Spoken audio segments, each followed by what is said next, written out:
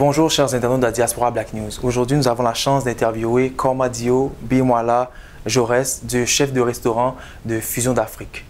Bonjour Jaurès. Bonjour, enchanté. Pareillement. Aujourd'hui, nous allons parler de la Coupe d'Afrique des Nations. C'est une compétition qui réunit 16 pays africains dans une compétition de soccer qui dure du 17 janvier au 8 février. Tout d'abord, son historique a commencé en 1957 avec 3 équipes qui sont l'Égypte, le Soudan et l'Éthiopie. Puis, au fur et à mesure, les pays se sont rajoutés. Et depuis 1968, cette compétition se passe à tous les 2 ans. Et le pays qui a eu le plus de titres, c'est l'Égypte. Cette année, la particularité, c'est que ça devait être organisé au Maroc, mais ça a été refusé à cause du virus Ebola. Donc, ça a été transféré en Guinée équatoriale. Donc, Jaurès, explique-moi en général aux téléspectateurs qui nous suivent actuellement, qu'est-ce qui s'est passé? En général, ce qui s'est passé, c'est que dernièrement, là, il y a eu de nombreux cas de virus Ebola en Afrique. Ouais. Donc, la communauté, non, le ministre de la Santé marocaine a pris une petite décision de reporter la Coupe d'Afrique. Mais bon, ils ont fait une petite discussion, ça a duré comme 2-3 semaines et puis finalement ils se sont désistés pour la participation de cette CAN 2015. Donc automatiquement, la Fédération de football africaine a disqualifié le Maroc. Ouais. Et a nommé la Guinée équatoriale en tant que pays organisateur. Surtout que la Guinée équatoriale a déjà organisé la Coupe d'Afrique 2 ans auparavant, en 2013. Oui, c'est ça, mais bon, c'est les aléas du football. Ouais. Donc, il nous faut un stade pour jouer. Donc, ouais. Ils étaient mieux préparés, surtout qu'ils l'ont organisé 2 années avant. Donc, ils ont eu quand même les stades étaient déjà prêts et tout. Tu comprends, pour accueillir les gens, oui, tout à fait, les joueurs et les équipes. Ouais, c'est ça. Ça a été vraiment ça. Ça a été un peu dur pour les Marocains, mais vu qu'ils sont disqualifiés pour au moins 2-3 éditions. Ok.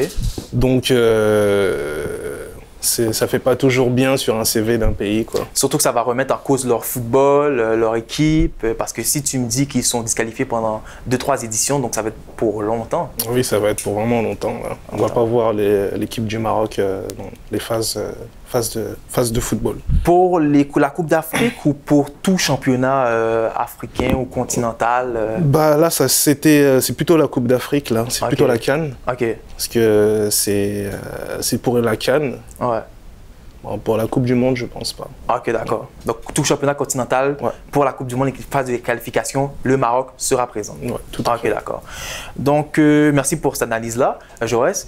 Au niveau de la qualification, ouais. Ça s'est passé plus ou moins normalement avec plusieurs pays qui se sont qualifiés et tout. Ouais. On va faire une analyse tout de suite après. Mais la surprise pour moi, ça a été l'élimination du Nigeria. Ouais. Un pays qui a été en 8e de finale contre la France de la dernière Coupe du Monde en 2014. Ouais.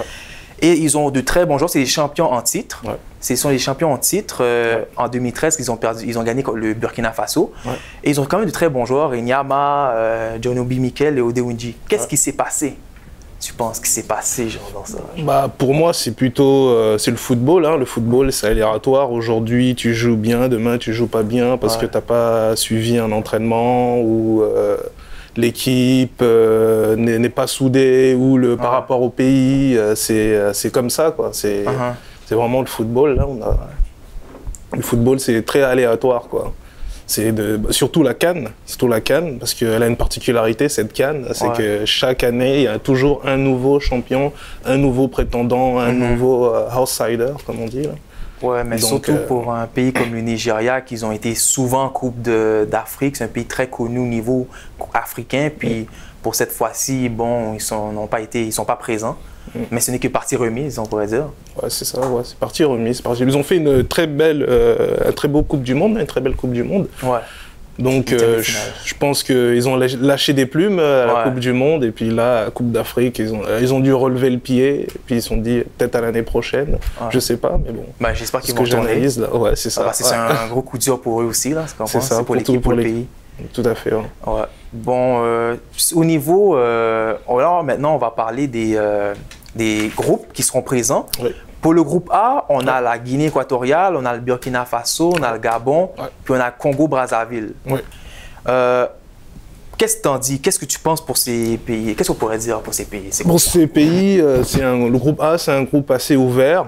Parce qu'on compte comme la Guinée 10 participations, le Congo-Brazzaville 6 participations, le Burkina Faso 9 participations, le Gabon 5 participations.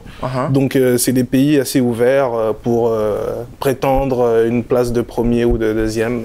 Ben, il faut dire aussi qu'avec le Burkina Faso, pour moi, qui est une grosse équipe dans le groupe, qui a le plus de danger, surtout avec 2 bons joueurs, Pitroipa, Jonathan Pitroipa, meilleur joueur du tournoi en 2013, et qui joue à Rennes, maintenant qui joue dans un club en Émirats Arabes Unis. Tu as Aristide Bansé, un très bon attaquant. Puis tu as Alain Traoré aussi, qui joue à Lorient. Et il faut dire aussi que cette équipe-là était à 2 doigts d'aller en Coupe du Monde en 2014, mais ils ont perdu un match de barrage contre l'Algérie. Donc c'est un pays qui est en progression au niveau football, tu comprends? Donc pour moi, ce serait un prétendant dans le groupe A, absolument, c'est sûr. Mais pour le Gabon aussi, il faut faire attention parce que je pense qu'on a Aubameyang, l'enfant de ce genre, qui joue pour Dortmund présentement. Donc, c'est très bon. Puis, pour le Congo, bon, c'est un retour en compétition. Un retour en compétition, oui, c'est ça. Pas beaucoup de... Pas beaucoup. S'ils ont 6 participations, c'est pas beaucoup. Donc... pour mes confrères congolais, en tant que Congolais, je leur souhaite bonne chance et qu'ils aillent jusqu'au bout, quoi. Mais surtout que depuis, je pense, ça fait un bon nombre d'années qu'ils ne sont pas retournés en Coupe d'Afrique. Depuis, je pense, 92, ils ne sont pas retournés en Coupe d'Afrique. Oui, tout à fait. Donc, c'est un long périple. Puis surtout qu'on ne connaît pas trop les joueurs. Mais bon, comme tu dis, le football, c'est aléatoire, donc tout peut changer à tout moment. Tout peut changer à tout moment. C'est une question d'esprit d'équipe et puis de motivation. Surtout ça, de motivation, quoi. OK. Bon, alors pour le groupe A, qui tu penses qui finirait premier ou deuxième? Mes stats, pourquoi pas, je vois Congo, Congo-Brazzaville et puis Burkina Faso. OK, Congo-Brazzaville, Burkina Faso? Même Gabon qui a déjà été là, qui se sont quand même rendus loin. Gabon, c'est pas que j'aime pas le Gabon, j'ai quelque chose à faire avec le Gabon, mais vu football, je vois pas trop le Gabon jouer. C'est pas une équipe qui impressionne vraiment, quoi. C'est plutôt une équipe sur feuille, mais après sur le terrain, c'est autre chose. C'est autre chose, quoi. C'est l'expérience aussi, ça joue beaucoup l'expérience. 5 participations. Pour le Gabon? OK, d'accord. OK. Mais bon, moi je dirais plus ce serait Burkina Faso et le Gabon. Le Congo, je ne le vois pas vraiment, surtout que les joueurs, bon nombre de joueurs ne sont pas de gros calibre.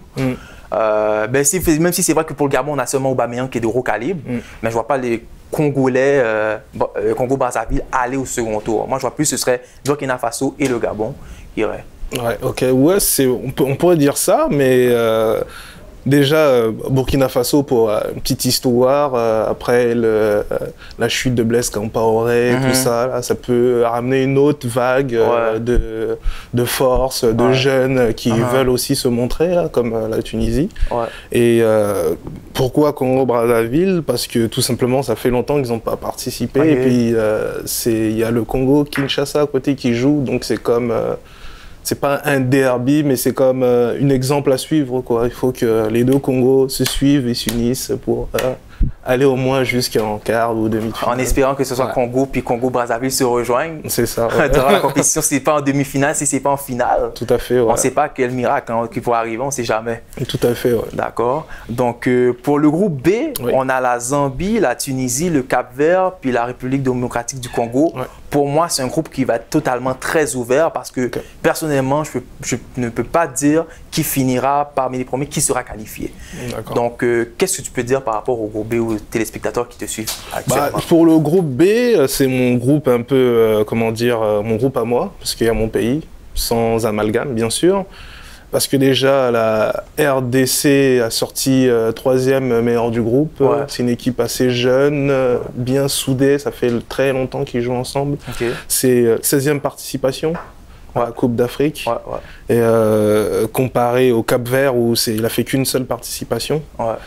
Et le Congo a besoin de quelque chose pour qu'on le voie, pour que, vu plan international, qu'on montre que oui, on existe, oui, il se passe aussi ça chez nous, oui, ça. Donc, par le biais du football, je pense qu'ils vont réussir à faire quelque chose. Pas seulement au niveau danse, au niveau guerre. Oui, tout à fait. Surtout la danse, là, il y a un confrère à moi, malien, qui m'a dit que... vu qu'on a gagné les Ivoiriens, ils m'ont dit « Ah, les danseurs ont gagné les Ivoiriens. » Mais ça, c'est comment dire, bon, c'est pas un moqueur du tout, c'est vrai, on est danseurs, mais là, on est des très très très bons sportifs. Donc très bons sportifs, ouais. Au Congo, il y a de multiples sports où nous sommes très bons. Okay. Mais bon, malheureusement, on n'est pas montré... vu à l'international, quoi. La plupart de nos joueurs aussi... ils jouent à l'étranger. Oui, ils jouent à l'étranger, c'est ça. Soit naturalisés, ou soit ils jouent à l'étranger. C'est ça, ils jouent à l'étranger, reviennent dans le pays, ne connaissent pas vraiment la réalité du pays. Tout à fait, Donc, ils n'arrivent pas à s'entendre aussi, tu comprends? Donc, c'est ça, malheureusement. Moi, je dirais plus aussi, il faut voir la Zambie. Ils ont été champions en 2012 contre la Côte d'Ivoire. Ça a été une surprise parce que personne ne s'en attendait. Tout à fait, Et surtout avec un joueur qui est Christopher Katongo, qui était élu meilleur footballeur africain durant la compétition. Mais il ne sera pas là présentement pour cause de comportement. Un des problèmes aussi qu'on va parler plus tard, le comportement des joueurs africains, surtout. Mais c'est ça, comme moi, je dirais que la Zambie, il faut faire très attention aussi. Bon, on va voir est-ce qu'ils seront capables de se débrouiller sans lui. Parce que lui, c'est un des joueurs étoiles. Tu as aussi la Tunisie, qui était champion en 2004. Tout à fait. Puis, même s'ils ont été souvent en Coupe du Monde, mais depuis quelques temps, on ne les entend plus vraiment parler.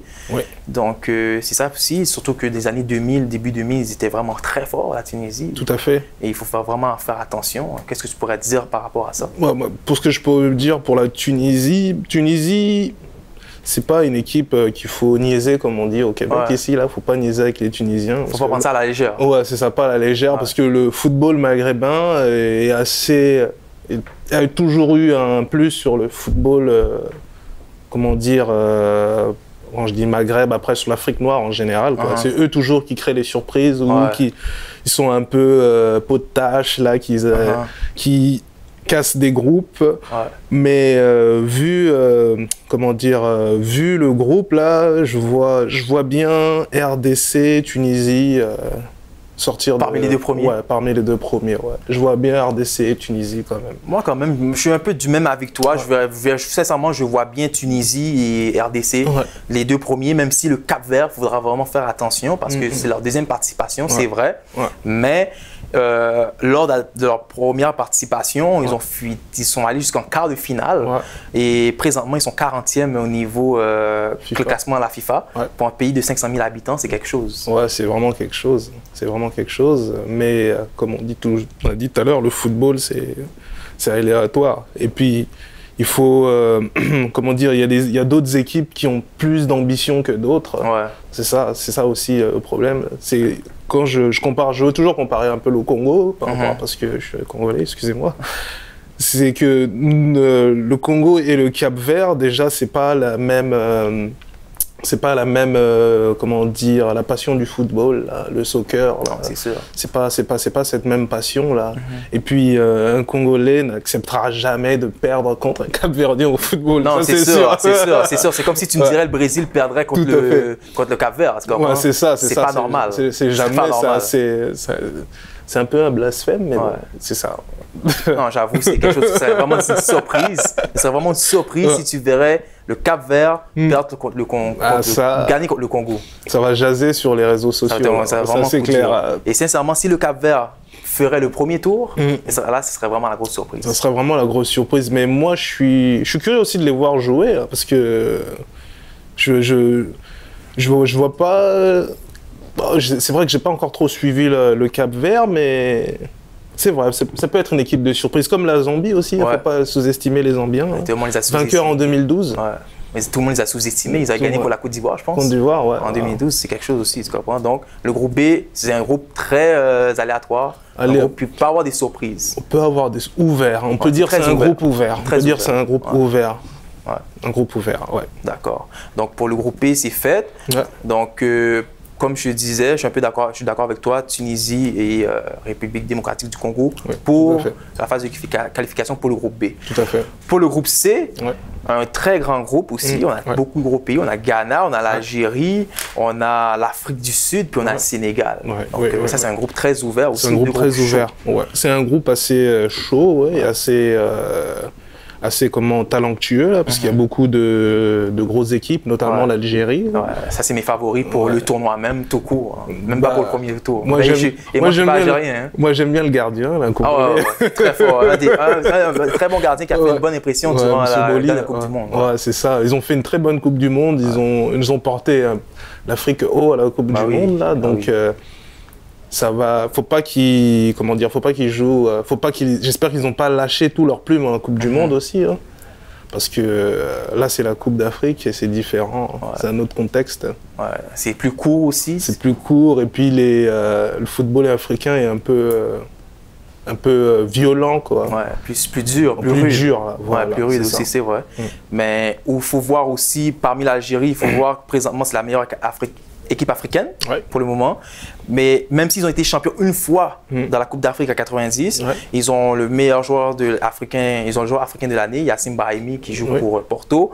Ils ont eu une très bonne performance à la dernière Coupe du Monde contre l'Allemagne. On a vu le match, ça a fini comme 2-1, même si ça a fini 2-1, même s'ils ont perdu, mais ils ont fait une très bonne prestation. Tout à fait. Puis ils ont des joueurs à surveiller. Tu as le gardien, Mboli, tu as Islam Slimani, tu as Fegouli, tu as Bouguera, tu as Brahimi aussi, tu comprends combien on vient de dire. Mais tu as aussi d'autres équipes, tu as aussi d'autres pays, tu as le Ghana aussi. Le Ghana, fais très attention, Black Stars. Les Ghanéens, ils sont très forts. C'est une équipe aussi que je suis beaucoup, là, parce qu'il y a beaucoup de joueurs qui évoluent à l'équipe de Marseille. Étant fan de Marseille, Ayou, tout ça, les frères Ayou. J'aime bien leur football, assez jeune, dynamique. C'est un bon football africain qu'ils nous ont montré même à la Coupe du Monde, là. En 2010, c'est à 2 doigts de se rendre en c'est ça. C'est des équipes qu'il faut suivre de près, là, sans négliger. C'est une équipe qui est quand même très... qui donne sa marque. Combatif. Ils sont très combatifs, Ils sont très combatifs, ils lâchent rien et soudés aussi par la même occasion. Très soudés aussi, très unis aussi en même temps. C'est un pays que je vois, une équipe de soccer que je vois... qui est très très unis la plupart du temps. Ils sont très unis. Eux, ils sont très très unis, les Ghanéens. Surtout qu'ils attendent depuis 82 cette Coupe d'Afrique-là. C'est clair. 4 fois seulement. Là, depuis 82, c'est quand même long. C'est une longue attente. 19 participations pour le Ghana. C'est quelque chose de gros. Contre 15 contre l'Algérie, quoi. Exactement. 15 participations. Alors que l'Algérie, c'est une fois seulement qu'ils l'ont gagné. C'est ça. On a aussi l'Afrique du Sud. L'Afrique du Sud aussi, des outsiders. Ils peuvent aussi faire la différence si ils jouent collectivement bien ou qu'ils montrent un autre football. Mais l'Afrique du Sud, on n'entend plus trop parler, là. Surtout depuis la dernière Coupe du Monde en 2010, première Coupe du Monde sur le sol africain. Mais ils ont quand même fait une très bonne prestation durant la Coupe du Monde 2010, même s'ils ont été éliminés dès le premier tour. Pour les téléspectateurs, c'est leur 8e participation dans cette Coupe d'Afrique-là. Mais comme tu dis, c'est des outsiders, mais en même temps, il faut faire attention parce que malheureusement, on ne les entend plus parler vraiment. C'est ça. Niveau joueur, je n'en connais pas vraiment. La motivation aussi, ça joue beaucoup, la motivation du joueur. Ça va jouer pour beaucoup. Comme dans ce groupe-là, dans tous les groupes, la motivation va être... quelque chose pour cette compétition. Et on connaît la motivation des Africains. Exactement. Ça c'est quelque chose. Donc, ça, c'est quelque chose. Ça joue beaucoup. Ça va jouer pour beaucoup, on ne sait jamais ce qui va se passer. Ça va être chaud. Mais tu as aussi le Sénégal qu'il ne faut pas négliger. Le Sénégal, j'ai fait mes stats avec le Sénégal, finaliste seulement en 2002. Là, ils n'ont jamais gagné de Coupe d'Afrique. Donc, le Sénégal, c'est des pays qui jouent bien. Sur la feuille, ils sont bons, mais après, sur papier, ils sont très bons. Ils ont des très bons joueurs qui jouent en Europe. Mais après, sur le terrain, c'est pas toujours ça. Malheureusement, c'est deux choses complètement différentes. C'est deux jeux complètement différents. Et puis, comme on en a parlé tout à l'heure, quand les équipes africaines... quand tous leurs joueurs viennent de l'extérieur, après qu'ils viennent jouer au pays, ça crée un peu des divisions. Parce qu'ils n'ont pas le temps de se parler, ils n'ont pas le temps de se communiquer, ils n'ont pas le temps de se comprendre aussi. Chacun a sa mentalité. son niveau de jeu, donc tout pète, quoi. Pas trop de cohésion d'équipe. Exactement. Donc, comme on a vu avec le Cameroun durant la Coupe du Monde. Tout à fait. Les joueurs qui viennent aux mains, tu comprends? C'est ça, c'est ça. Qui amènent la chicane. Donc, ça, malheureusement, c'est un des problèmes du foot africain aussi. Ouais, ce problème-là. Mais ça, on pourra parler ça plus en détail tout à l'heure. D'accord. Et pour le groupe B, mais avant d'aller au groupe D, qu'est-ce que tu pourrais dire par rapport au groupe C? Qui vois-tu aller au deuxième tour? Sous ce groupe, je vois Ghana. Okay. Un de mes favoris, et puis l'Algérie, parce qu'ils ont un bon gardien et puis ils ont fait une très belle Coupe du Monde. Donc, je les vois ces deux. Un pays à faire attention aussi. Ouais. Quand même chose, je serais du même avis que toi, comme Ghana et Algérie, qui passeraient ce tour-ci. Et pour finir, on a le groupe D, avec, qui va être supposément le groupe de la mort. Oui, tout à fait, le groupe de la mort. Parce qu'on a la Côte d'Ivoire, on a le Mali, on a le Cameroun et on a, pour finir, la Guinée. Oui. 4 pays rapprochés les unes des autres. Tout à fait, tout à fait. Donc c'est comme un classico, on pourrait dire. Ouais, des grands classicos. Un grand classico, c'est très important, quoi, tu vois. C'est quelque chose. Donc la Côte d'Ivoire, le Mali, le Cameroun, qui vois-tu aller au deuxième tour? Deuxième tour, le groupe de la mort, je vais être pour les Ivoiriens. Les Ivoiriens. Je vois Côte d'Ivoire, Cameroun. Côte d'Ivoire, Cameroun seulement? Je vois Côte d'Ivoire, Cameroun. Ok, d'accord. Ben, moi, je dirais, je suis du même avec toi, Côte d'Ivoire, Cameroun. Mais surtout qu'ils se connaissent, surtout qu'ils se connaissent au niveau qualification, ils ont fait la même. Ils ont été dans le même groupe. Même groupe, aussi, puis, ils se sont rencontrés déjà plusieurs fois. Dans le groupe où était la RDC. Tout à fait, Exactement. Ils se sont rencontrés déjà plusieurs fois. Ils se connaissent, c'est pas qu'ils se connaissent un peu, mais ils ont l'habitude de jouer ensemble. Et une équipe comme le Mali, là, j'ai eu affaire à parler à un de mes confrères maliens. Il n'est pas trop sûr aussi de son équipe. Donc, c'est un groupe chaud, quoi. Très, très chaud. C'est à voir. Le groupe de la mort, le groupe T. Moi, comme je suis du même avec toi, Côte d'Ivoire, Cameroun. Guinée peut-être pourrait faire une surprise, mais je ne suis pas sûr. Oui, tout à fait. Donc, c'est vraiment ça. Et donc, à partir de tous ces résultats, qui tu penses qui pourrait gagner la prochaine Coupe d'Afrique? Moi, comme je te l'ai dit, là, je reste basé sur la RDC. Je vois la RDC aller au moins demi-finale, voire finale. Ils ont toutes leurs chances. Ça fait, comme je dis, ça fait longtemps. C'est un pays, on entend beaucoup parler dans les médias, mais qu'on voit très peu dans les plans sportifs. Et cette année, ils ont envie de se montrer, quoi. Et je suis dans les réseaux sociaux, les Facebook et tout ça, là, et tu vois qu'ils ont envie d'apporter vraiment une nouvelle ère.